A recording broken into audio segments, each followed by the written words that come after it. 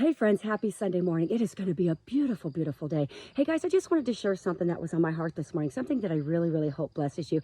I got super, super excited this morning because my Bible study just aligned so well. And what I mean by that, if you guys don't know how I do Bible study, I always read out of the Old Testament, the New Testament, and then I read out of Psalms, right? And so it's always random the way that they line up because I may stop in the Old Testament. I may take a chapter and stay on it for a week. I may take a verse out of the New Testament and stay on it for a couple days. And the same is true for Psalms. So when it aligns as perfectly as it did this morning, I just have to say, oh Lord, that's a message I have to share. So this is my point, guys. In Revelation 14:13, and I'm going to paraphrase here, John said, he said, then I heard a voice from heaven saying, write this down. Blessed are the dead who die in the Lord from now on, that they may find rest from their labors. Blessed indeed, says the Spirit, for their deeds will follow them. Now, we're talking about these deeds, right? So, as you guys know, you've always heard the saying, a hearse isn't going to follow you to heaven. Our wealth, our fortune, our fame, our reputation, nothing is going to follow us into heaven. We can take nothing with us except people.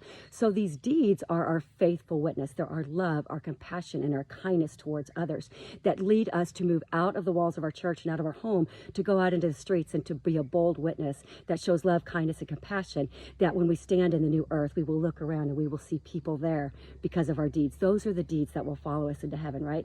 Now, before you think, Melissa, I don't have anything to offer. I really don't know the Bible that well. Let me tell you something, guys. God is looking for those who are ready, willing, and able, who take what he has given them and freely and willingly out of a loving heart give it back to him in service, right? I was in Exodus 35.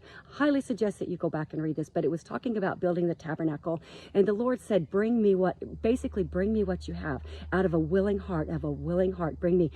They needed acacia wood, they needed stones, they needed gold, they needed silver, they needed bronze, they needed yarn, they needed goat skins. It just went on and on and on. Everybody who was willing brought what they had, and not only did they bring their possessions, they brought their skills. It talks about how the women, that the skilled women spun the goat's hair. Do you just love that or what? So God is looking for those who are willing to bring what they have, their skills and their possessions, in service to the Lord. And one more thing that aligned in Psalms too, because Psalm 110:3 says that that those who are willing to serve. It talks about God's army. He was looking for willing servants. So this is the deal, guys. Nobody gets drafted into the army of God. Nobody gets drafted into his workforce. We enter it, we volunteer, and we do it with a heart of love and compassion for others, knowing that we can't bring anything with us except people, and knowing that God gave us everything that we have, our gifts, our talents, our everything, our tithes, our treasures, everything, to give back in service to him. So guys, I really hope that blesses you, and I hope it just inspires you